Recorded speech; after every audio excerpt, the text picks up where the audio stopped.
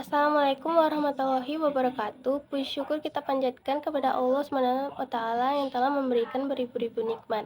Tidak lupa selawat dan salam tercurahkan kepada Nabi Muhammad SAW. Di sini saya Elizabeth Singarembun dari kelas 11 Utsman bin Affan akan bertausiah mengenai Cordoba, saksi peradaban Islam di Spanyol. Kekhalifahan Cordoba adalah kekhalifahan yang memerintah di semenanjung Iberia Al-Andalus dan Afrika Utara dari tahun 929 hingga 1031, berpusat di Cordoba. Pemerintahan Cordoba sebelumnya berbentuk keemiran. Perubahannya menjadi sebuah kekhalifahan terjadi pada 16 Januari 929, pada saat Amir Cordoba Abdurrahman III mengangkat dirinya sebagai khalifah. Penggunaan gelar khalifah tersebut bermula dari berita yang sampai kepada Abdurrahman III bahwa Al-Muqtadir, khalifah Abbasiyah di Baghdad, meninggal dunia dibunuh oleh pengawalnya sendiri. Menurut penilaiannya, keadaan ini menunjukkan bahwa suasana pemerintahan Abbasiyah sedang berada dalam kemelut, sehingga saat inilah saat yang tepat untuk memakai gelar khalifah yang telah hilang dari kekuasaan Bani Umayyah selama 150 tahun lebih. Karena itulah, gelar ini dipakai mulai tahun 929.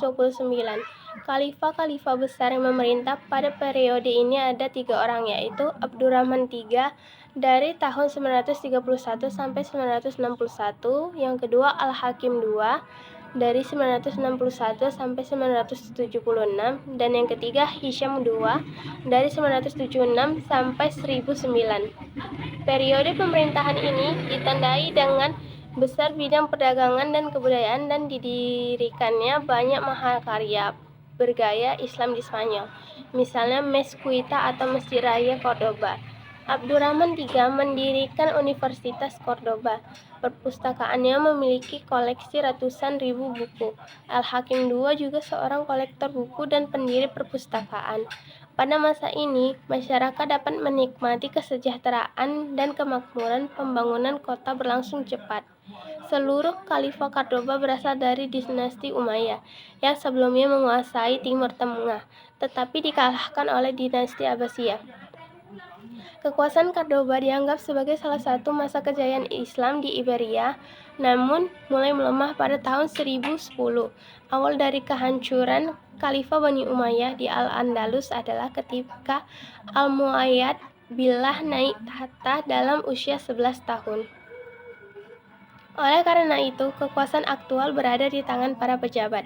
Pada tahun 981, Khalifah menunjuk Muhammad bin Abi Amir sebagai pemegang kekuasaan secara mutlak. Dia seorang yang ambisius yang berhasil menancapkan kekuasaannya dan melebarkan wilayah kekuasaan Islam dengan menyingkirkan rekan-rekan dan saingan-saingannya. Atas keberhasilannya, ia mendapat gelar Al-Mansur. Ia mangkat pada tahun 1002 dan digantikan oleh putranya Abdul Malik Al-Muzaffar yang masih dapat mempertahankan keunggulan negara. Akan tetapi, setelah mangkat pada tahun 1008, ia digantikan oleh Abdurrahman Shanjul, adik tirinya yang tidak memiliki kualitas bagi jabatan itu. Dalam beberapa tahun saja, negara yang tadinya makmur dilanda kekacauan dan akhirnya kehancuran total. Pada tahun 1031, Khalifah Hisham III mengundurkan diri. Beberapa orang yang mencoba untuk menduduki jabatan itu tidak ada yang sanggup memperbaiki keadaan. Akhirnya Dewan Menteri yang memerintah Cordoba menghapuskan jabatan khalifah. Jika itu, Al-Andalus sudah terpecah dalam banyak sekali negara kecil yang berpusat di kota-kota tertentu, yang disebut dengan nama Taifah. Selain sebagai ibu kota pemerintahan, kota ini juga menjadi pusat ilmu pengetahuan dan peradaban dunia. Cordoba juga mampu bersaing dengan kota-kota peradaban Islam yang lain seperti Konstantinopel, kota Baghdad yang merupakan ibu kota Daulah Abbasiyah, kota Kairawan, dan kota Kairo di Afrika. Orang-orang di Eropa menyebutnya dengan mutiara dunia.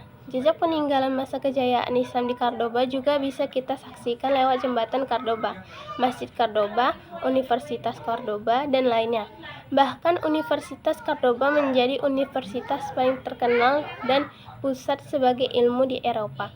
Universitas Cordoba juga telah melahirkan banyak ilmuwan di bidangnya, seperti Az-Zahrawi, Abu Ja'far Al-Qurtubi, dan lainnya. Meskipun kini Cordoba tidak lagi dikuasai Muslim, namun masih banyak jejak peradaban Islam di dalamnya. Bukti ini makin menguatkan kita bahwa peradaban Islam yang mampu membangkitkan peradaban, bukan malah menjajah, apalagi meniadakan. Demikianlah tausiah yang dapat saya sampaikan. Semoga bermanfaat untuk kita semua. Mohon maaf atas kekhilafan tutur kata dan perbuatan. Semoga Allah membimbing kita semua ke jalan yang benar. Wassalamualaikum warahmatullahi wabarakatuh.